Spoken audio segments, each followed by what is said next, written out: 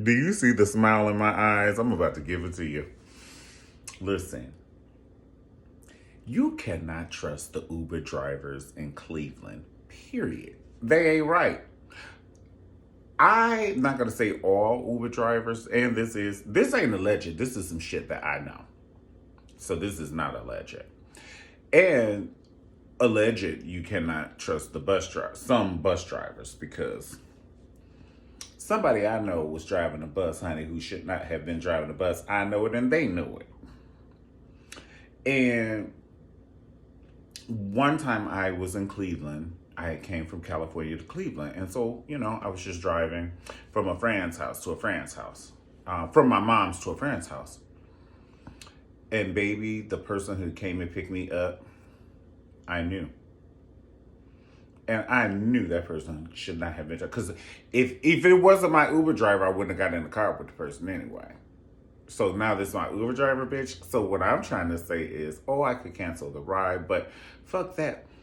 Not just me, other people, you. He might pick your ass up, and it might be a person like him in every state and every city. They just issuing out the rides, baby. They are issuing out the rides. And this is some shit that I know personally. And I know the person that I'm about to talk about is watching, and they're about to laugh because we already kikied about this on the phone. And I told you I was going to make a video, so I'm about to make the video. There's a family member of mine, her boyfriend drives an Uber. Well, she goes to tell me he can't drive the Uber anymore. He only works a couple of times a week because his legs done gave out. Now, that's sad. That shit is sad. I get it. Because sometimes, motherfucker, I need a ladder to get up out this sofa. Just be, honey, I would climb. So I get it. That's not the part that's funny. The part that's funny to me is the key thing in being an Uber driver is your legs. The gas and the brakes. Okay? So if you telling me, and because she just said, oh yeah, the legs just gave out, honey. I just got him a cane. I said, you got him a what? She said, I got him a cane with the 4 things at the bottom. I said, oh, he on one of them kind. So if we on one of them kind, you cannot give me directions, let alone me getting this motherfucking car with you and you drive me down the hill, honey.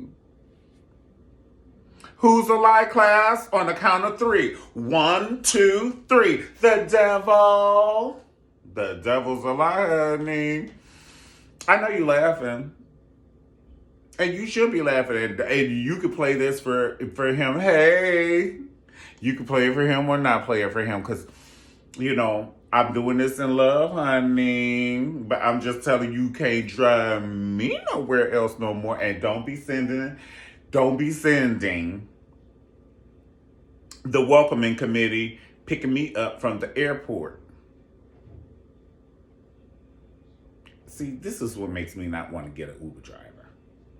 Because if this is happening and I'm privy to this information and I'm privy to it, and that's about 3 different drivers,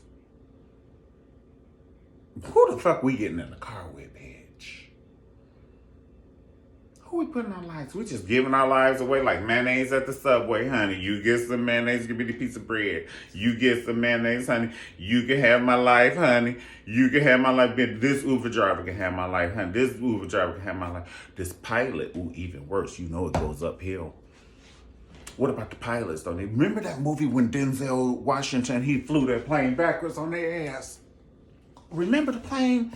When he had the cocktails and they found out his ass was drunk and he was doing cocaine, and then the lady, Roseanne husband was on it. Her husband on the show, Dan was on the show with Roseanne, but he was in the movie.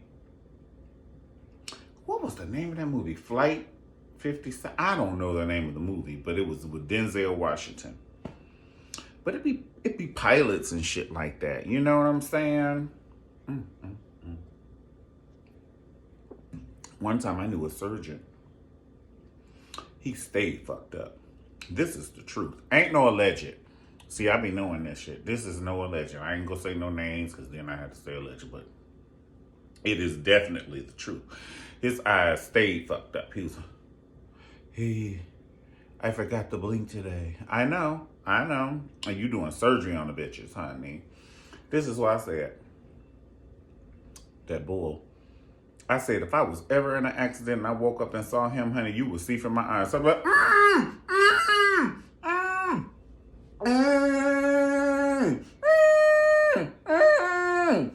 bitch, I'd be like Rochelle Farrell up under there.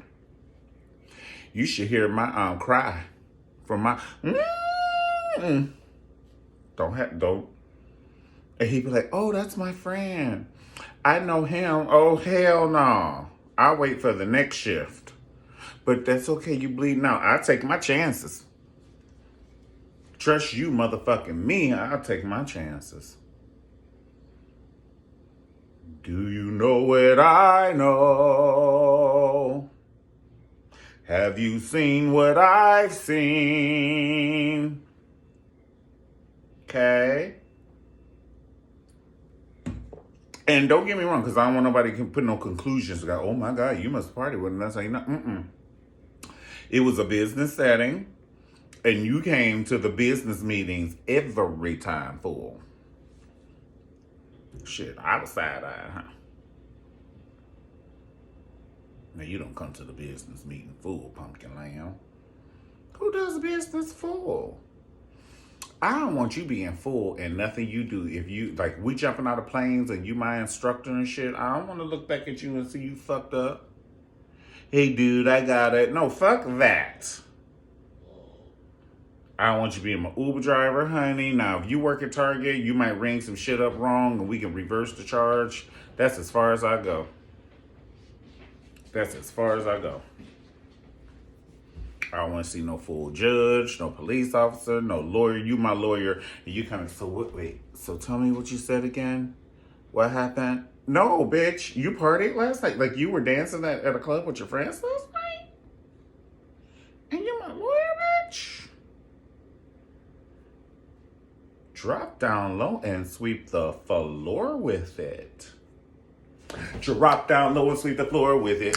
Drop down and sweep the floor with it. Ooh, Beyonce got nasty on that part when she said, and do the uh-oh, and do the uh-oh, and do the uh-oh, uh-oh, uh-oh, uh-oh. Drop down low and sweep the floor with it. You gotta drop down low and sweep the floor with it sometimes. You know what I'm saying? So, I don't need you being fucked up, you know, coming, doing my plumbing work. Nothing.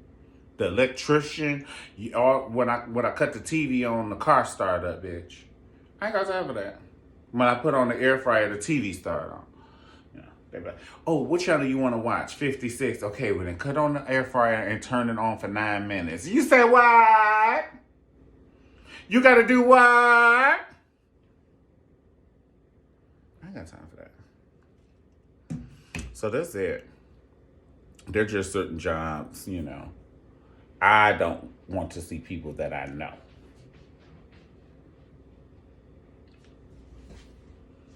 If I saw, and I love you, Brian, but if I saw my brother Brian at a restaurant cooking some shit, now you can work at the restaurant, but you can't cook me. Shit. Oh, that's fucked up, Rio. Why you say that about me? Why do you think? You be picking with your toes, digging up your nose, and you like a lot of animals and shit. No, you can't cook me shit. No, ever. And that's that. People like, oh, Rio, that's cold. You shouldn't say no. Love you, mean it, bye. Oh, God. That's just water. Okay, so listen. That's pretty much it. I want to ask you for what I have to talk about. Now, what I want to ask you is, do you know your mother's favorite song?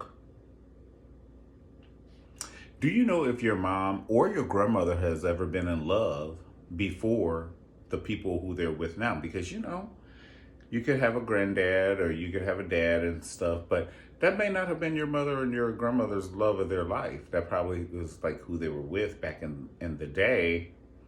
So I'm doing these questions because I want to know. I want to start interviewing people, just regular people, and asking the questions that need to be asked. So for instance, if I were interviewing an elderly person, I would just ask them,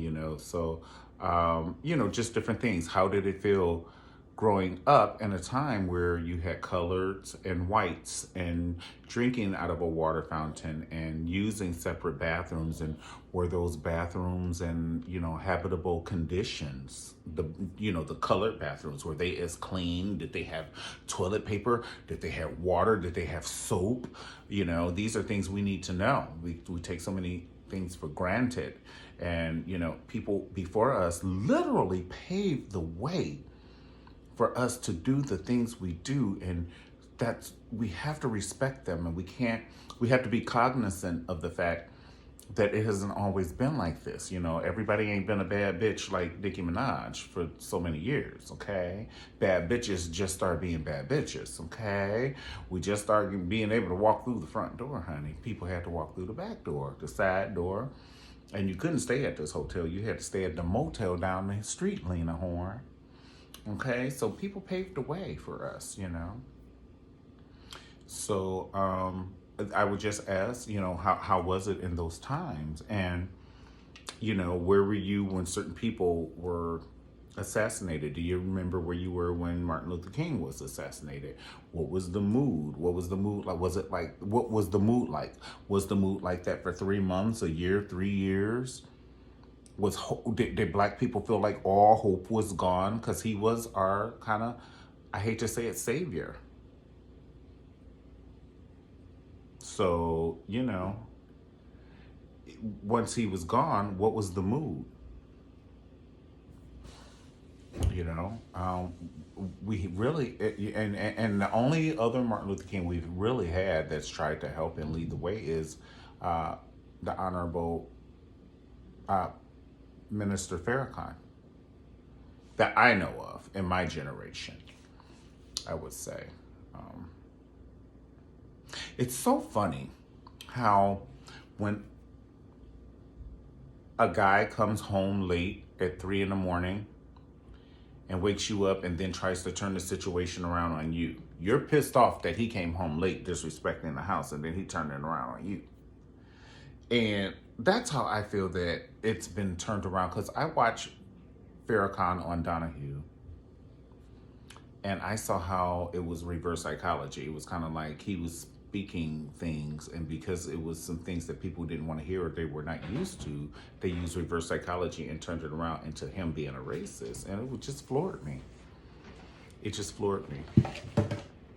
Oh, that's okay, baby. Hey, that's okay. So,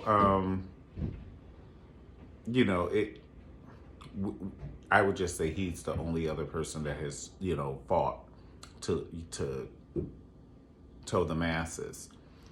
And then there's been people who tried to, Tupac tried to tell us in his music. I believe Michael Jackson tried to tell us in his music as well. Through the music, sometimes you can't just be so broad or you'll get assassinated for whatever reason. It's the truth. Allegedly. Truth. So, I wanted to know, what else would you ask an elderly person? I want to know about relationships, honey. Do you still make love? At what age do you cut off making love? I ain't trying to get all in your business, but I'm trying to get in your business. I ain't trying to get in your business. I'm just trying to understand, honey, what do I have to look forward to? Like, do I have to cut it off at 65? I pray not. Shit, I'm just getting it where I want it to be, just saying. Okay?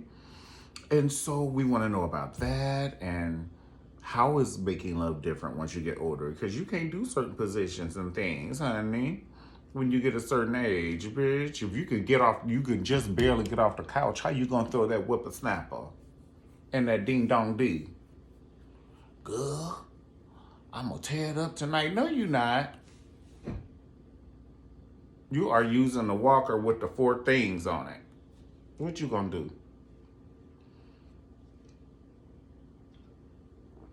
Whose is it? The mailman's?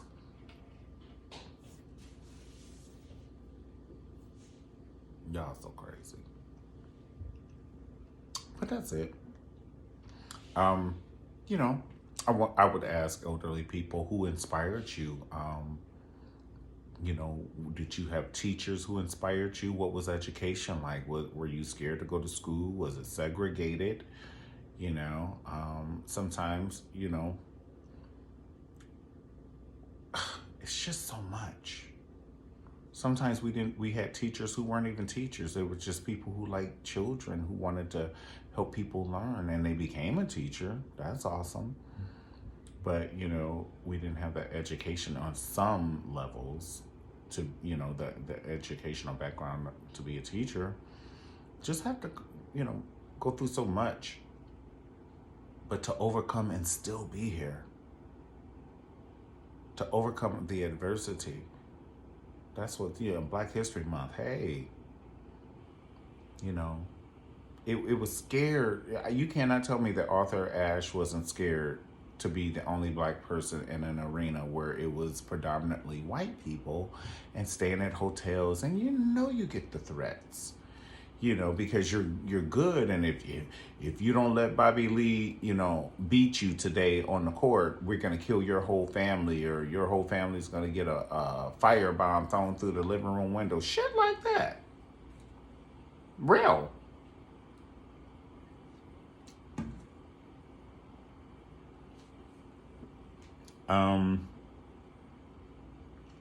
Jackie Joyner Kersey, everybody. Flojo,